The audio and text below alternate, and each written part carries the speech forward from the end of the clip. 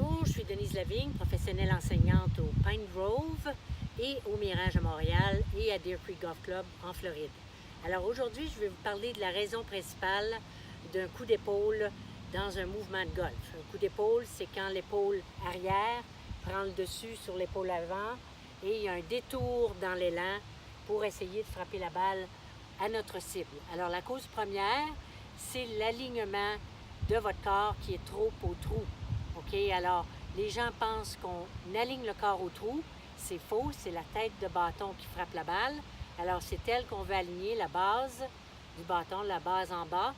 OK? Alors ici, pour expliquer, si je vais aller au drapeau orange, souvent les gens vont viser avec le corps vers le drapeau orange. Et puis la tête de club à l'autre bout va être sur la ligne jaune ici, qui cause justement un blocage du corps pour aller frapper la balle. Alors la plupart des gens vont trouver une façon en revenant par-dessus, en faisant un détour pour aller vers le trou, ce qui nous amène souvent à tomber vers l'arrière et à tirer vers nous le club. OK? On n'a pas le choix parce qu'on veut aller à la cible. Alors la première chose, c'est de vous placer des tiges par terre parce que vous avez besoin de quelque chose de visuel en premier pour vous aligner comme il faut et ne vous en faites pas au début si vous allez dans un bon alignement vers la gauche parce que votre système est habitué comme ça. Alors que ici, bien justement, vous avez la tête de club qui va viser vers le drapeau orange, c'est ma cible.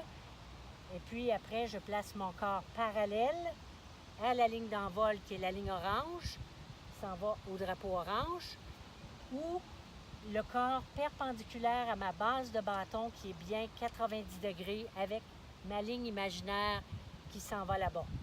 Alors à ce moment-là, je veux un exercice, ce serait de mettre une bouteille d'eau ou quelque chose de mou devant, ici par exemple, OK, pour éviter cette bouteille, pour aller chercher la balle. Alors je ne devrais pas, si je suis bien alignée, éventuellement, je vais être capable de revenir dans la ligne au moins 4 pouces avant et après la balle en touchant le tee ici.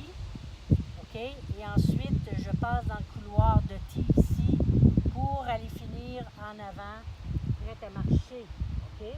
Alors, je vais être certaine de bien suivre la ligne après la balle parce qu'au début, je vais être habituée d'aller toucher à la bouteille étant donné mon alignement faux du début. Je vais toucher la bouteille, je vais probablement toucher le paquet de tee ici pour aller frapper la balle et c'est faux.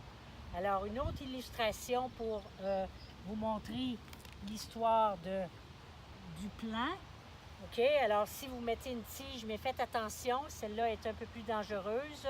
Vous pouvez mettre une nouille pour aller se baigner là-dessus, là, pour ne pas vous faire mal.